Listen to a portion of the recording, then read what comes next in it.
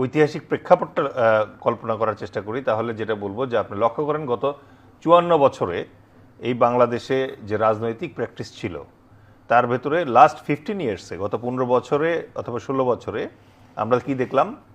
আওয়ামী লীগ একটা অ্যাকুয়ারিয়ামের ভেতরে সব রাজনৈতিক দলকে ঢুকিয়ে ফেললো। ইভেন তাদের নিজস্ব যে বিরোধী দল ছিল সেটাও তাদের গৃহপালিত বিরোধী দল ছিল। সুতরাং এই সিস্টেমটা যেটা ছিল, পলিটিক্যাল যে সিস্টেমটা ছিল, এই সিস্টেমটা ৩৬ দিনের একটা অভূতপূর্ব আন্দোলনের মাধ্যমে ছাত্র জনতা ছুঁড়ে ফেলে দিয়েছে। কারণ কি? কারণ দীর্ঘদিন ধরে, আমি কর্নেল হক স্যারের সাথে মানে এই জায়গায় কণ্ঠ মিলিয়ে বলবো যে দীর্ঘদিন ধরে আমরা নির্যাতিত হতে হতে আমাদের ভিতরে যে পুঞ্জীভূত ক্ষোভ ছিল, হতাশা ছিল, সেটাই ৩৬ দিনের আন্দোলনে এসে বিস্ফোরণ হয়। এবং এই বিস্ফোরণের ফলে যেটা হলো সেটা হচ্ছে গত ৫৪ বছর ধরে যে অ্যান্টিবায়োটিক আমাদের খাওয়ানো হচ্ছিল, এই অ্যান্টিবায়োটিকটা আমরা ছুঁড়ে ফেলে দিলাম, আমরা এই অ্যান্টিবায়োটিক খেতে চাচ্ছি না।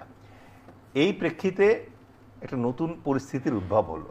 সেটা হচ্ছে অনেকেই মনে করছেন যে এটা শুধু ফ্যাসিবাদ অথবা আওয়ামী লীগকে ছুঁড়ে ফেলে দেয়া। নো, পুরনোদের প্রতি আমাদের শ্রদ্ধা আছে, কিন্তু পুরনোদের ব্যর্থতাগুলো আমাদেরকে যাচাই করতে হবে।